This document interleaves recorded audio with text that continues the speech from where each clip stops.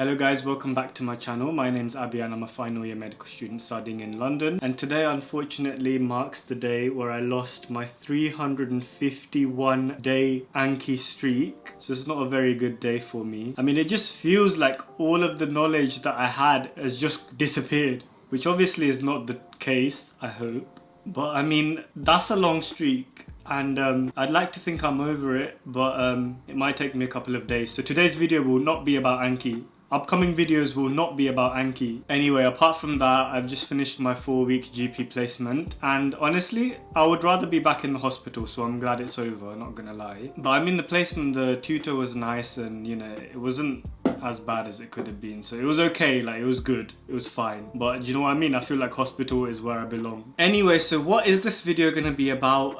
It's kind of gonna be about some tips and tricks and productivity kind of thingamajigs I've learnt along the way throughout my years at medical school that I thought I'd share with you guys today. So I'll basically be covering 3 main things. One is being in control of your own time. The second is just like things and shortcuts and keyboard shortcuts mainly to make your life a little bit easier and save time. And the third is a few of the apps and tools that I use that also kind of save me time and help me do my work a bit more easily and things. So if you're interested in learning about that, then keep watching, otherwise feel free to close the video. And these tips I think are useful for any student to know, not just medics. So if you're a student not studying medicine, then just feel free to continue watching because these tips will be relevant to you as well. So the first thing is actually being aware of where you spend your time. The easiest way you can do that if you have an iPhone is just to go on screen time. So in order to do that, you basically just go to settings and scroll down to where it says screen time and you click that. And that will basically tell you, look, I've spent 5 hours 39 minutes a day on my phone. And knowing that is actually very useful because it kind of gives you a baseline of how much time you're wasting on your phone. Imagine if I could even cut down 1 hour from that time. That would be 1 more hour I could spend doing productive things like studying or anything else. Even relaxing is probably, you know, better than spending 5 hours and 39 minutes on my phone. So the first thing is to find out what your number is. Your number may be lower, your number may be higher. That way you have a baseline from where to work on. And as you can see at the top, it actually tells you how much less or more time you're spending from last week. So then if you're trying to then reduce this amount, that will keep you motivated because it will tell you, okay, I spent less time on my phone this week. Or, oh, okay, I spent more time on my phone this week, I need to kind of fix that. And if you click on see all activity, it will actually tell you what categories you spend your time in. So as you can see, I spent 8 hours and 26 minutes this week on social media, which I know is ridiculous and I need to cut down myself. So obviously this is news to me too. 8 hours and 10 minutes on other, which I have no idea what that means, but that doesn't sound very good either. 2 hours 43 on entertainment, 2 hours 11 on fitness. So that'll be things like workout tracking apps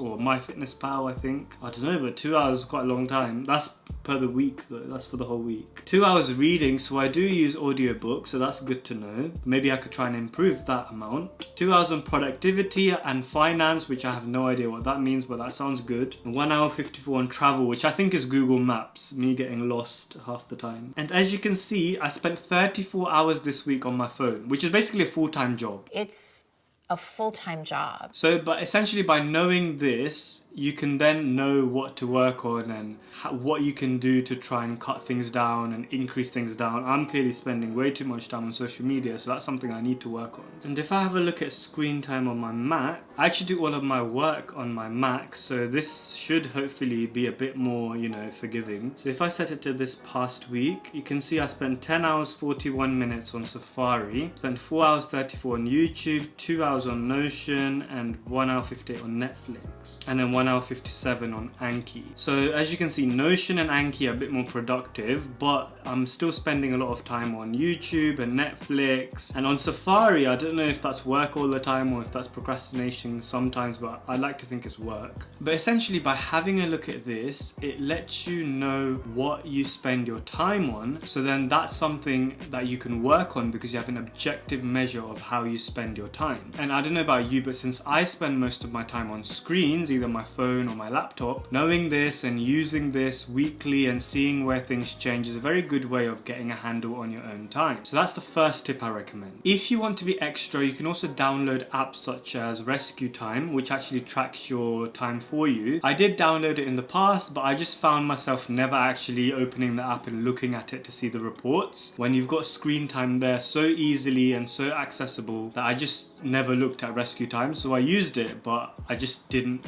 even make use of the tracking that I did. So then I just ended up deleting it. But if you want to be extra and you want to try Rescue Time or Go, then that's something that tracks your time for you. But I just don't see the point if you already have screen time. Maybe if you have Windows and you don't have screen time available, then you can download Rescue Time on your phone and on your laptop. But if you've got a Mac and if you've got an iPhone, screen time does basically the same thing for you easily. Okay, so the next tip actually ties on quite well with this tip, and that's knowing keyboard shortcuts. Now, the way it ties into the previous tip is that once you know where you spend your time most on, for me from my Mac, as you can see, it's Safari, it's YouTube, it's Notion, to take a few examples, I can start learning keyboard shortcuts for the apps that I use most in order to save me time, in order to do things quickly. So for example, if I click Option and Command and toggle the arrow keys left and right, I can easily move between tabs on Safari. If I click Command T, that opens a new tab. If I click Command N, that opens a new window. And for YouTube, F takes it into full screen. Shift and the greater than lesser than symbol toggles the speed forwards and backwards into higher and lower speeds. If I press C, I get captions. On Notion, I can basically press /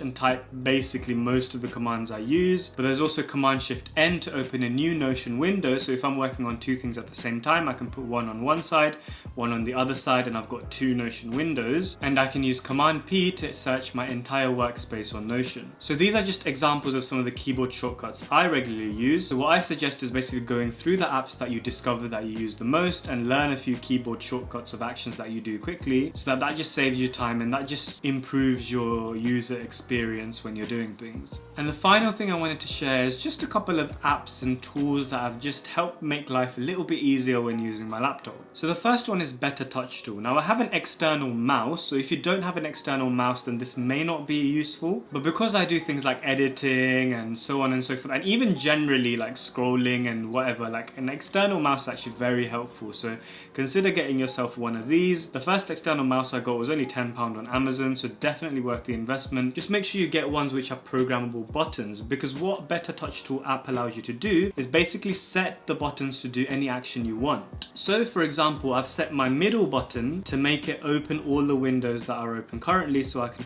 toggle between windows easily. I've made this button at the top toggle between the different desktops, and this button to go back a desktop, so I can toggle between the different desktops just by doing this. If you've got Better Touch Tool, you can basically program the buttons to do anything you want. So if there's any action or anything that you do frequently, then you can just set those on the external mouse, which is very handy and saves a lot of time. What Better Touch Tool also allows you to do is drag windows from left to right and basically snap the windows, just like you can do on Windows OS. You can now do that on Mac by using Better Touch Tool. So if I've got a window and I want to put two things side by side, I just drag one of them to the left, I drag the other one to the right and let go, and then there you go, I've got it on the left and on the right, just like you can do in Windows, which is not built in on Mac. The next app is Spectacle. It allows you to do the same Windows rearranging thing, but this time you can use keyboard shortcuts. So for example, I can use Control Shift and left arrow to move this window to the left, Control Shift right arrow to move the other window to the right, and there you go, I've got windows side by side again. The final app I've already talked about is Things 3. I've made a video talking about Things 3 already, so if you haven't watched it, then make sure you watch that video. But essentially it's a to-do app, and the reason it's useful is because, I don't know about you, but for me, there's loads of things I want to do during the day. If I just try and remember all of it, I just won't be able to, and I'll just forget it. With Things, I can input the to-do I want to do quickly on my Mac using a keyboard shortcut command, comma, which you can set yourself.